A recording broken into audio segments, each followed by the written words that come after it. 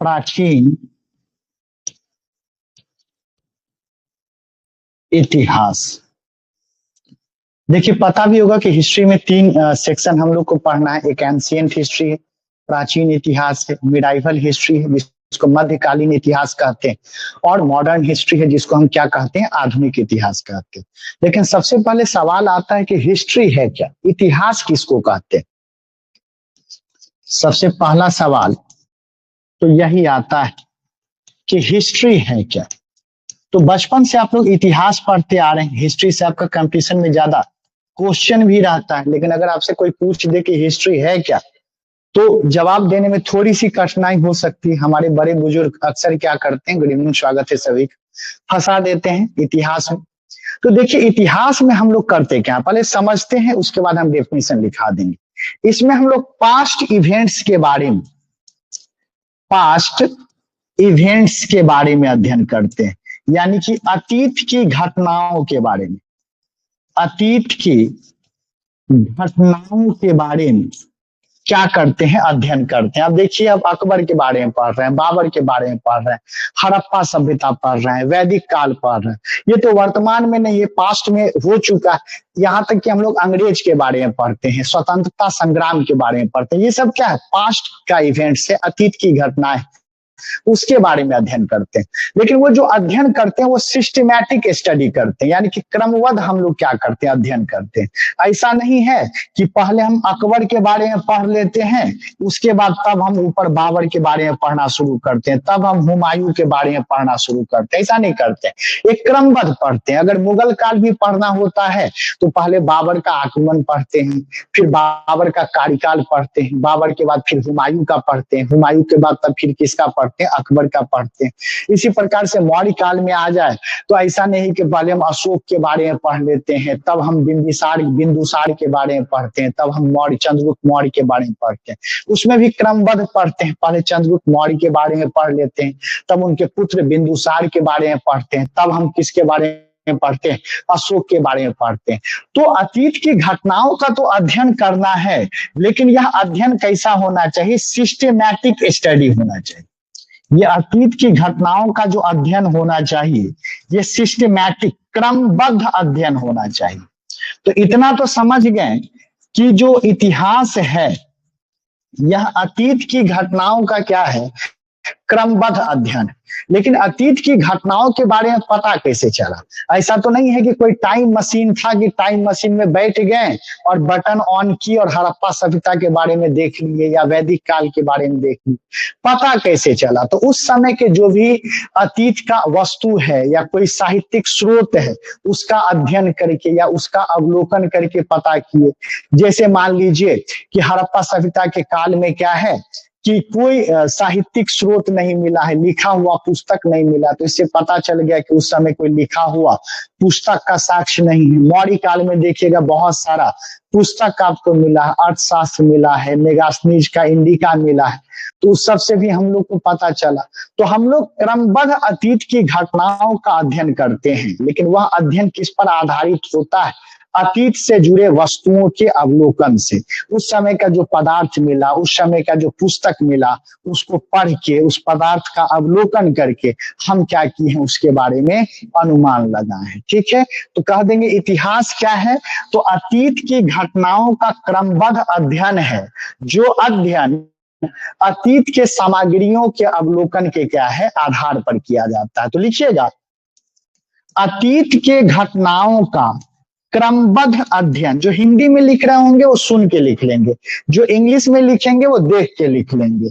तो लिखिएगा, अतीत की घटनाओं का क्रमबद्ध अध्ययन, अतीत की घटनाओं का क्रमबद्ध अध्ययन, जो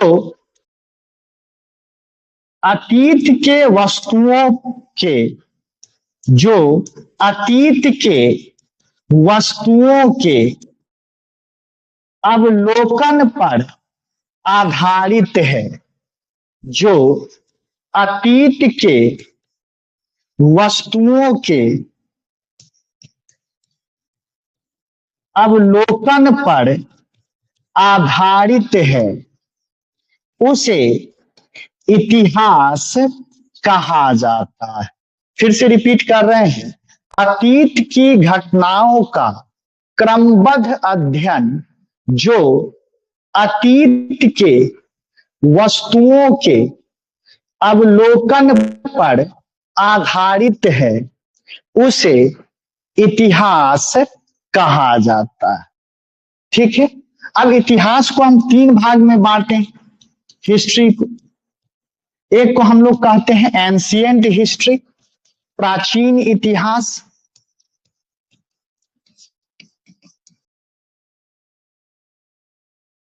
एक हमारा होता है प्राचीन इतिहास,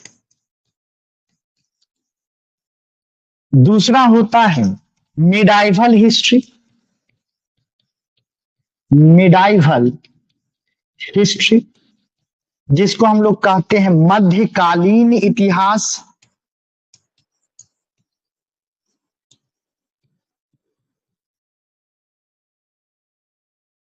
और तीसरा होता है जो आप लोग जानते होंगे, ये है मॉडर्न हिस्ट्री, जिसे सबसे ज्यादा सवाल पूछा जाता है, जिसको हम लोग कहते हैं आधुनिक इतिहास। आधुनिक इतिहास कहते हैं। अब ऐसा नहीं है कि भाई प्राचीन काल के लोग मरने लगे तो कहें आज के बाद मध्यकालीन युग शुरू हुआ, या मध्यकालीन युग के लोग मरने लगे तो कहें कि आज के बाद आधुनिक युग शुरू हुआ। ऐसा नहीं था, ये हम अपने अध्ययन के सुविधा के लिए, पढ़ाई के सुविधा के लिए हम लोग क्या किए हैं, इतिहास को तीन भाग में बांटे हैं, प्राचीन इतिहास, मध्यकालीन इतिहास और आधुनिक इतिहास। ठीक है, अब कब से कब तक के लेके काल को हम प्राचीन इतिहास में रखते हैं। तो एंशिएंट हिस्ट्री कहां से कहां तक हम लोग पढ़ते हैं, एकदम बेसिक से पढ़ा देंगे बाबू। जनरली लोग सीधे हड़प्पा सभ्यता से शुरू कर देता है, यहाँ पर एकदम बेसिक से पढ़ाएंगे। देखिए प्राचीन इतिहास कहां से कहां है, तो मानव के उद्गम से, जो आदि मानव का काल था, evolution of human, evolution of human, मानव के उद्गम से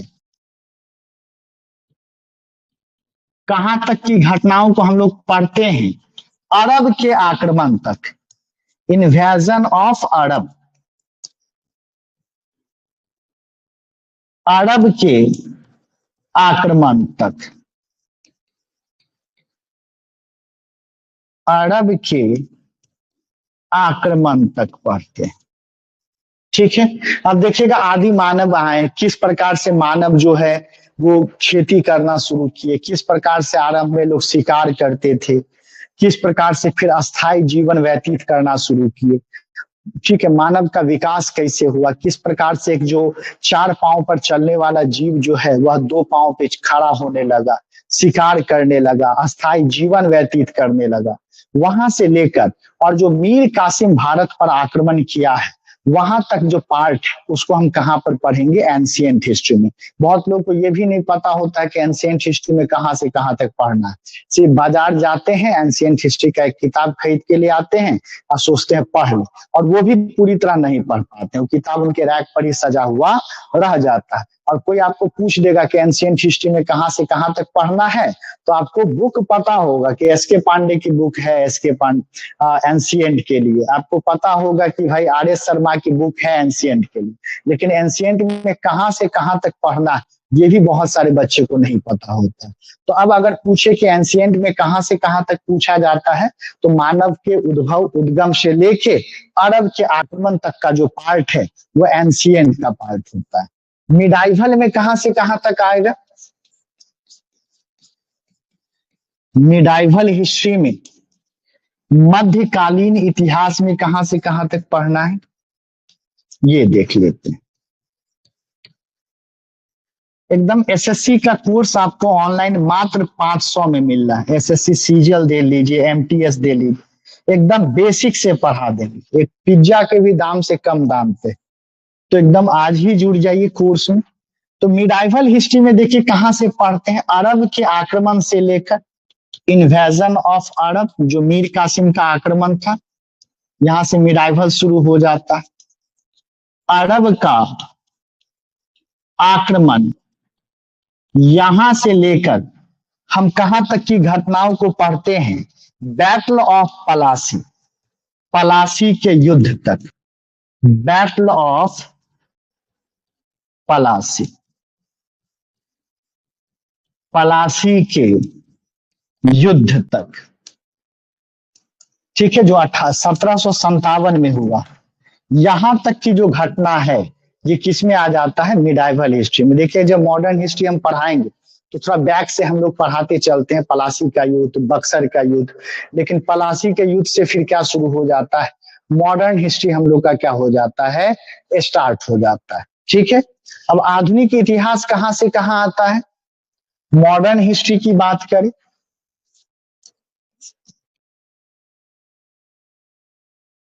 अगर हम आधुनिक इतिहास की बात करें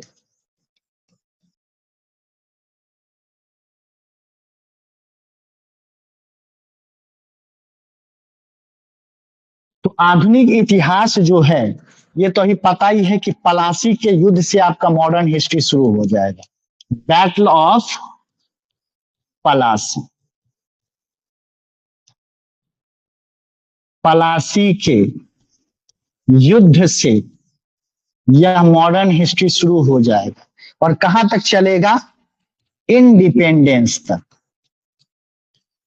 स्वतंत्रता तक, जो आपको कब है? 1947, 1947 तक का जो पार्ट है वह किसमें आपको मिलेगा?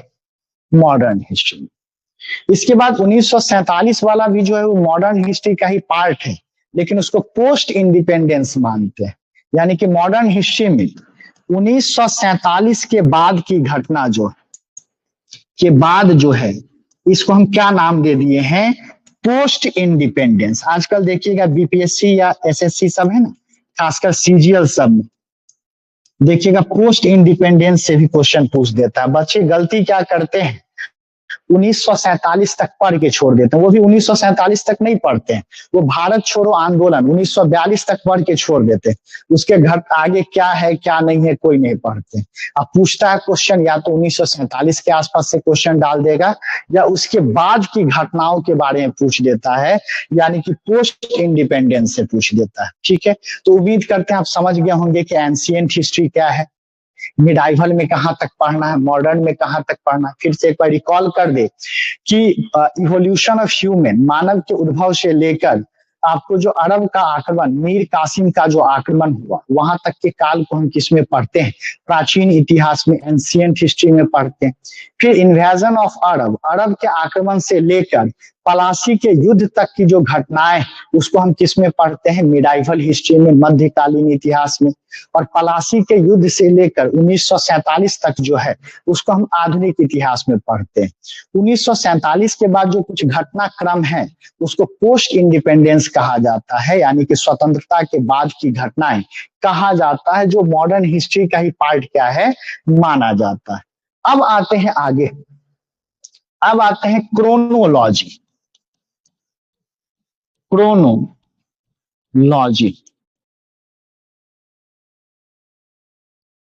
क्रोनोलॉजी। देखिए क्रोनोलॉजी जो है ये दो शब्दों से मिलके बना। क्रोना, क्रोना मतलब यहां पर क्या होता है? टाइम, यानी कि समय। और लॉजी मतलब क्या होता है? अध्ययन, स्टडी। तो अब सोचिएगा इस समय का अध्ययन क्या है, स्टडी ऑफ टाइम क्या है? तो हम लोग इतिहास में क्या पढ़ते हैं? अतीत की घटनाओं के बारे में पढ़ते हैं, पास्ट इवेंट्स के बारे में पढ़ते हैं जो कि समय पे आधारित है। जैसे पहले वाला पार्ट है उसको एंशिएंट में रखे, बाद वाला पार्ट है मिडाइवल में रखे, उसके बाद के समय का कालखंड आया उसको हम मॉडर्न में रखे। यानी कि समय के हिसाब से पढ़े कि पहले जो घटना हुई उसको पहले पढ़े, बाद में जो घटना हुई उसको बाद में पढ़े। तो यह क्या है? अतीत की घटनाओं का अध्ययन जो समय पे आधारित, उसको क्या कहा जाता है? क्रोनोलॉजी कहा जाता है। समय पर आधारित कहने का मतलब कि जैसे आजकल मॉडर्न हिस्ट्री सब में क्वेश्चन देखते होंगे, दे देता होगा कि ये वर्ष के हिसाब से या घटना के होने के हिसाब से क्या कीजिए, सजाइए। जैसे दे देगा जालियांवाला बाग हत्याकांड, दे देगा रॉलेट अधिनियम, दे देगा आपको खिलाफत आंदोलन। आपको सजाना है कि कौन घटना पहले हुआ या कौन घटना बाद हुआ। इसको क्रोनोलॉजिकल ऑर्डर कहा जाता है कि जो समय के हिसाब से पहले जो हुआ उसको पहले लिखेंगे, बाद में जो हुआ उसको क्या करेंगे, बाद में लिखेंगे। तो क्या कहेंगे, the systematic study of past events which is based on the time. अतीत की घटनाओं का क्रमबद्ध अध्ययन जो समय पर आधारित होता है उसको हम लोग क्या कहते हैं, क्रोनोलॉजी कहते हैं। तो लिखिएगा, अतीत के घटनाओं का वैसा अध्ययन, अतीत के घटनाओं का वैसा अध्ययन जो समय पर आधारित होता है। अतीत की घटनाओं का वैसा अध्ययन जो समय पर आधारित होता है उसे क्रोनोलॉजी कहा जाता है। अतीत की घटनाओं का वैसा अध्ययन जो समय पर आधारित होता है उसे क्रोनोलॉजी कहा जाता है। ठीक है, अब समझते हैं बाबू। अब समय के हिसाब से देखें तो समय की गणना कैसे करते हैं, टाइम जो है इसको कैसे दिखाते हैं। तो एक होता है बिफोर क्राइस्ट, एक क्या होता है बिफोर क्राइस्ट। देखिएगा, जो भी घटना हुआ है, जो भी इवेंट्स हुआ है, इसको हम दो पार्ट में क्या किए हैं, बांट दिए। ठीक है, एक बिफोर क्राइस्ट, ईसा मसीह के जन्म से पहले, और दूसरा क्या है, एन्नो डोमिनी, ईसा मसीह के जन्म के बाद। एन्नो डोमिनी, ईसा मसीह के जन्म के बाद। समझिएगा, जैसे हम लोग उस पीढ़ी में हैं जो लॉकडाउन को बड़ा करीब से देखे। महामारी का नाम हम लोग दादा परदादा के नाम से मुंह से सुनते थे। अब हम लोग भी कह सकते हैं कि अपने जीवन काल में महामारी देखें, किस प्रकार से लोग अपनी जान को गंवा रहे थे, किस प्रकार से जान बचाने के लिए संघर्ष कर रहे थे, उसको हम लोग बड़ा करीब से हम लोग, आप लोग सभी लोग देखें। आज से 10 साल बाद, 20 साल बाद हम लोग भी अपने बच्चों को, पोता पोती को सुनाएंगे कि किस प्रकार से लॉकडाउन लगा और किस प्रकार से हम लोग घर में सिमटे रह गए।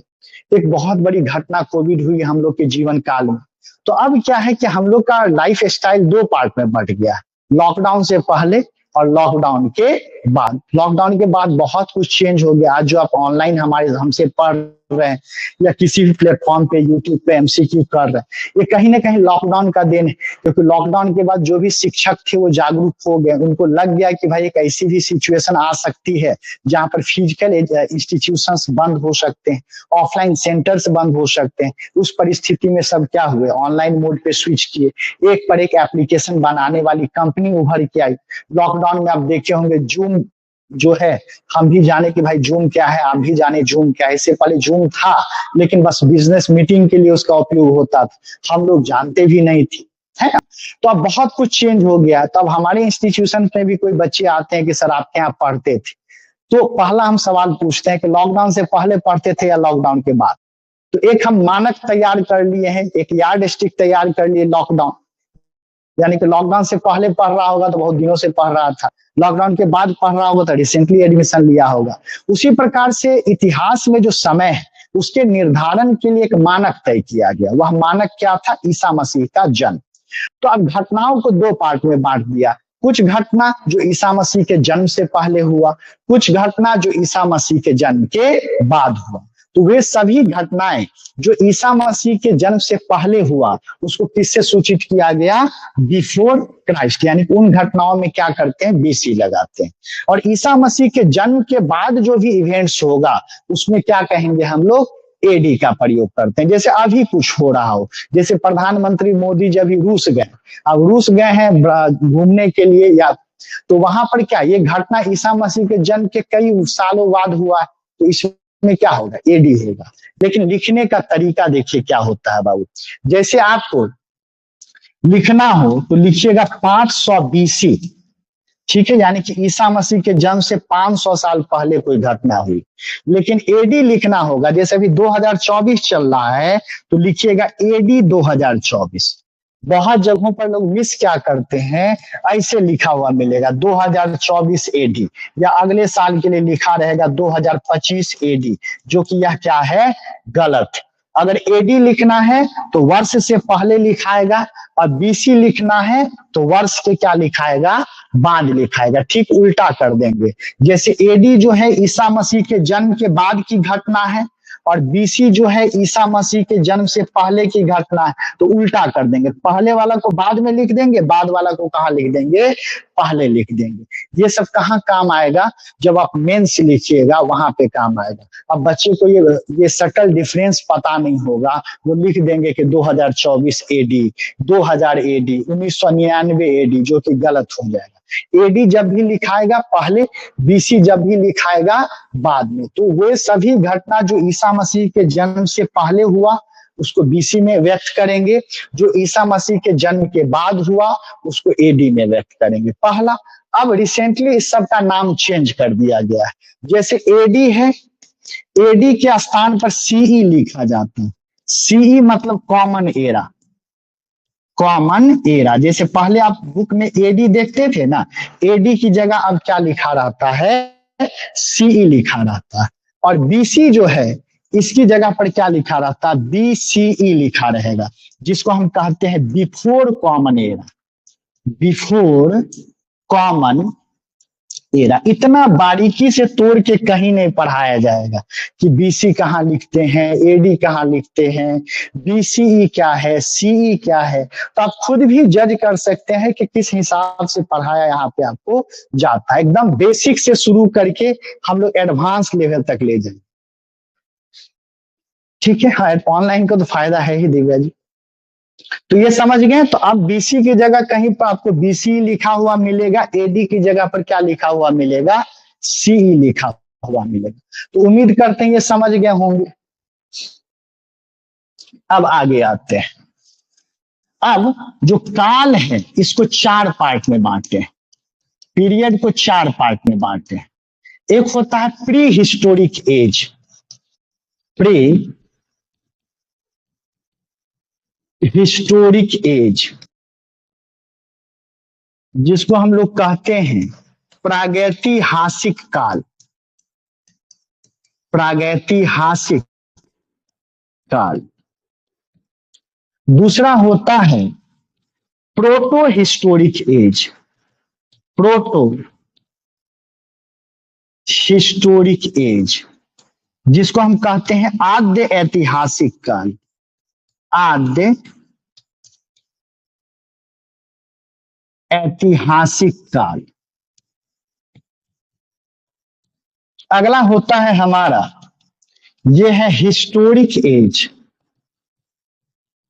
हिस्टोरिक एज, जिसको हम लोग कहते हैं ऐतिहासिक काल। तो काल जो है इसको हम कितने भागों में बांटे, मूलतः 3 भागों में बांटे, प्रागैतिहासिक काल, आद्य ऐतिहासिक काल, और तीसरा हमारा क्या होता है, ऐतिहासिक काल होता है। अब ये है क्या, प्रागैतिहासिक काल क्या है, आद्य ऐतिहासिक काल क्या है, या ऐतिहासिक काल क्या है। तो देखिएगा हड़प्पा सभ्यता के बारे में, उसके बारे में कोई लिखित साक्ष्य है ही नहीं, कोई पुस्तक ही नहीं। ऐसा नहीं कि हड़प्पा सभ्यता में कोई किताब लिखा है, सॉरी, हड़प्पा सभ्यता से पहले की बात करें। हड़प्पा सभ्यता से पहले जैसे आदि मानव का उद्भव हुआ, किस प्रकार से वो शिकार करते थे, किस प्रकार से अस्थायी जीवन व्यतीत किए, या किस प्रकार से आग की खोज हुई, इसका कोई लिखित साक्ष्य हम लोग के पास उपलब्ध नहीं है। न कोई पुस्तक है, न पत्थर पे कुछ इस प्रकार से लिखा हुआ है जिसको हम पढ़ के अनुमान लगा सके। तो कैसे हम अनुमान लगाए हैं, तो वहां पर जो अवशेष था, उसका रिमेन्स जो बचा था, उसका अवलोकन करके हम क्या किए, अनुमान लगाएं। जैसे मान लीजिए कि आग की खोज कैसे हुई, तो इतिहासकार कुछ लॉजिक लगाते हैं कि पत्थर से पत्थर टकराए होंगे, और हो सकता है आसपास सूखी घास होगी, उस पत्थर से चिंगारी निकला होगा और उस घास में आग लग गया होगा, जिससे वो पहली बार लोग परिचित हुए होंगे। कुछ इतिहास का मानना है कि ताड़ का पेड़ होगा, खजूर का पेड़ होगा, उस पर ठनका गिरा होगा, पूरा पेड़ में आग लग गया होगा, लोगों को आग का ज्ञान उस समय से हुआ। तो वास्तविकता क्या है, किस प्रकार से आग के बारे में वो जाने, ये किसी को नहीं पता है। हम लोग महज क्या करते हैं, उस समय का अवशेष रिमेन्स को देखकर अनुमान लगाते हैं। अब जैसे खुदाई किए, खुदाई में मिट्टी का बर्तन निकला, तो हम अनुमान लगाएंगे कि उस समय लोग मिट्टी के बर्तन का क्या करते थे, उपयोग करते थे। खुदाई में मान लीजिए कि मिट्टी का रथ मिलेगा, तो हम लोग अनुमान लगा सकते हैं कि उस समय यात्रा लोग किससे करते होंगे, रथ से करते होंगे। अगर कहीं पर नाव का चित्र मिल जाएगा तो हम अनुमान लगाएंगे कि उस समय लोग नदी और समुद्र के माध्यम से भी क्या करते थे, परिवहन करते थे। तो महज ये अवलोकन पर आधारित है। उस समय जो खोज हुआ, उस समय का जो वस्तु मिला, उसको अवलोकित करके अपना अनुमान लगाते हैं। जिस प्रकार से मान लीजिए कि किसी घर में मर्डर हो जाए और सीबीआई पहुंचती है, तो देखिएगा पूरे घर को सील कर दिया जाता है ताकि साक्ष्य को, एविडेंस को कोई मिटा ना पाए। अब सीबीआई मान लीजिए हर कुछ को बारीकी से देखती है। अगर मान लीजिए सीबीआई ऑफिसर को एक नीडल मिला, सुई मिला, तो वो अनुमान अपना लगाएंगे कि सुई से हो सकता है कत्ल किया गया हो। ठीक है, तो ये सिर्फ महज अनुमान है। ये भी तो हो सकता है कि मर्डर करने वाला कोई आया होगा, उसका शर्ट फट गया होगा, अब पहले सुई से शर्ट सी के फैशन करके तब मर्डर किया होगा चाकू से।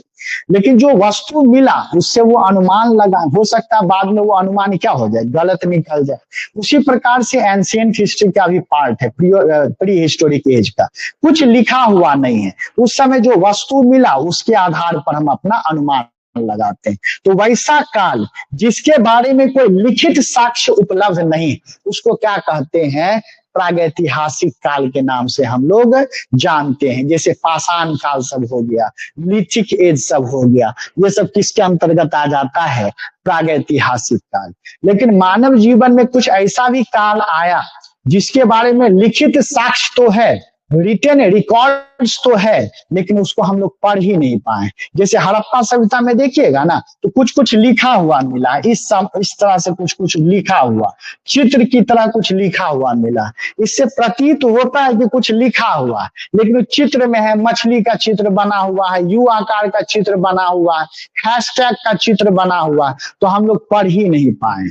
तो कुछ ऐसा भी काल आया जिसके बारे में लिखित साक्ष्य तो है, लेकिन उसको पढ़ा नहीं जा सकता। उस काल को क्या कहा जाता है, आद्य ऐतिहासिक काल कहा जाता है। इसके अंतर्गत कौन आ जाता है, हड़प्पा सभ्यता। हड़प्पन सिविलाइजेशन किसमें आ जाएगा, प्रोटो हिस्टोरिक एज में। लेकिन मौर्य काल आ जाइए, अब इसके बारे में तो सब कुछ लिखा हुआ है। अर्थशास्त्र पढ़ लीजिए, इंडिका पढ़ लीजिए, मुद्रा राक्षस विशाख दत्त का पढ़ लीजिए, बहुत कुछ जानकारी मिल जाएगी। तो वैसा काल जिसके बारे में लिखित साक्ष्य उपलब्ध है, रिटन रिकॉर्ड अवेलेबल, उसको हम लोग क्या कहते हैं, ऐतिहासिक काल कहते हैं। तो मानव जीवन को हम लोग 3 काल खंडों में बांटे हैं, प्रागैतिहासिक काल, प्री हिस्टोरिक एज, आद्य ऐतिहासिक काल, प्रोटो हिस्टोरिक एज, और ऐतिहासिक काल यानी कि हिस्टोरिक एज। वैसा काल जिसके बारे में कोई लिखित साक्ष्य उपलब्ध नहीं है, उसको हम प्रागैतिहासिक काल कहते हैं। वैसा काल जिसके बारे में लिखित साक्ष्य उपलब्ध है परंतु उसको पढ़ा नहीं जा सकता है, उसको आद्य ऐतिहासिक काल कहते हैं। और वैसा काल जिसके बारे में लिखित साक्ष्य उपलब्ध है और हम लोग पढ़ भी चुके हैं, उसको क्या कहते हैं, ऐतिहासिक काल कहते हैं। तो लिखिएगा प्री हिस्टोरिक एज, प्रागैतिहासिक काल, प्री हिस्टोरिक एज, जिसको हम लोग कहते हैं प्रागैतिहासिक काल। लिखिएगा वैसा काल, वैसा काल जिसके दौरान, वैसा काल जिसके दौरान लिखित साक्ष्य उपलब्ध नहीं है, वैसा काल जिसके दौरान लिखित साक्ष्य उपलब्ध नहीं है, उसे प्रागैतिहासिक काल कहा जाता है।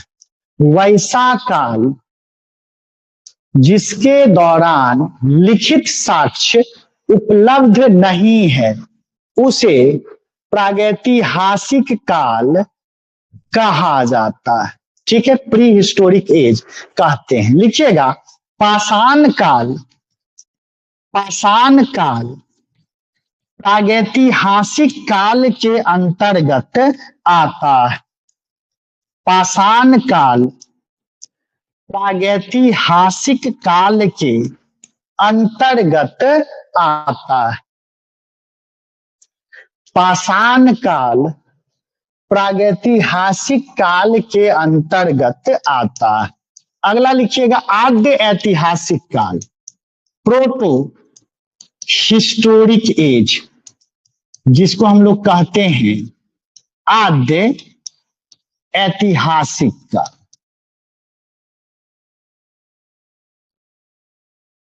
आद्य ऐतिहासिक काल। लिखिएगा वैसा काल। वैसा काल जिसके दौरान लिखित साक्ष्य उपलब्ध है। वैसा काल जिसके दौरान लिखित साक्ष्य उपलब्ध है परंतु पढ़ा नहीं जा सका है। परंतु पढ़ा नहीं जा सका है उसे आद्य ऐतिहासिक काल, उसे आद्य ऐतिहासिक काल कहा जाता है। उसे आद्य ऐतिहासिक काल कहा जाता है। लिखिएगा हड़प्पा सभ्यता। हड़प्पा सभ्यता आद्य ऐतिहासिक काल के अंतर्गत आता है। हड़प्पा सभ्यता आद्य ऐतिहासिक काल के अंतर्गत आता है। अगला है जो हमारा है ऐतिहासिक काल, जिसको कहते हैं हिस्टोरिक एज। ऐतिहासिक काल बतला वैसा काल जिसके दौरान लिखित साक्ष्य उपलब्ध है, उसको हम क्या कहते हैं? ऐतिहासिक काल कहते हैं। तो लिखिए वैसा काल जिसके दौरान, वैसा काल जिसके दौरान लिखित साक्ष्य उपलब्ध है। वैसा काल जिसके दौरान लिखित साक्ष्य उपलब्ध है उसे ऐतिहासिक काल कहा जाता है। उसे ऐतिहासिक काल कहा जाता है। देखिए मौर्य काल। मौर्य काल ऐतिहासिक काल के अंतर्गत आता है। मौर्य काल ऐतिहासिक काल के अंतर्गत आता है। ठीक है, अब कभी कभी क्वेश्चन दे देगा कि हड़प्पा सभ्यता किस काल का है, तो कभी कभी ऑप्शन के हिसाब से जवाब देना। क्या करेगा? आद्य ऐतिहासिक काल नहीं देगा, सीधे देगा प्रागैतिहासिक काल, प्री हिस्टोरिक या हिस्टोरिक देगा। तो इस दोनों में चुनना है तब क्या चुनेंगे? प्री हिस्टोरिक चुनेंगे, क्योंकि लिखित साक्ष्य तो था नहीं। ठीक है, था भी तो पढ़ा नहीं गया। लेकिन आपको दे दे प्री हिस्टोरिक, प्रोटो हिस्टोरिक और हिस्टोरिक, अब तीनों में चुनना पड़े तब एग्जैक्ट आंसर हमारा क्या हो जाएगा? प्रोटो हिस्टोरिक हो जाएगा, यानी कि आद्य ऐतिहासिक काल हो जाएगा। तो इस हिसाब से ऑप्शन के अकॉर्डिंगली आपको जवाब देना। तो ये एंशिएंट हिस्ट्री का एक परिचय था। कल के क्लास में हम देखेंगे सोर्स ऑफ एंशिएंट हिस्ट्री, प्राचीन इतिहास का स्रोत कि कहां कहां से हम लोग को प्राप्त हुआ। जैसे आर्कियोलॉजिकल सोर्स होता है, पुरातात्विक स्रोत होता है, फिर आपका लिटरेरी सोर्स है, साहित्यिक स्रोत है। तो उन सभी के बारे में फिर हम लोग कल 5:15 में देखेंगे। क्लास अच्छी लगे तो ज्यादा से ज्यादा शेयर कीजिएगा। सभी कोर्स पर अभी डिस्काउंट है। जैसे एसएससी कोर्स कोई भी लीजिए, जीएस के लिए मात्र 500 में मिल रहा है। 71वीं बीपीएससी का अगर आप कोर्स लेना चाहते हैं तो ये आपको 2000 में मिल रहा, सॉरी 2500 में मिल रहा है, और वो भी 2 सालों के लिए। 70वीं बीपीएससी की तैयारी करना चाहते हैं तो मात्र 1499 में मिल रहा है। खुद भी देख सकते हैं कि कितना कम फी है, और क्वालिटी तो आप लोग जज कर ही सकते हैं। तो अरोमा क्लासेस ऐप जो भी दोस्त मित्र आपके डाउनलोड नहीं किए हैं उनको जरूर बतलाएंगे।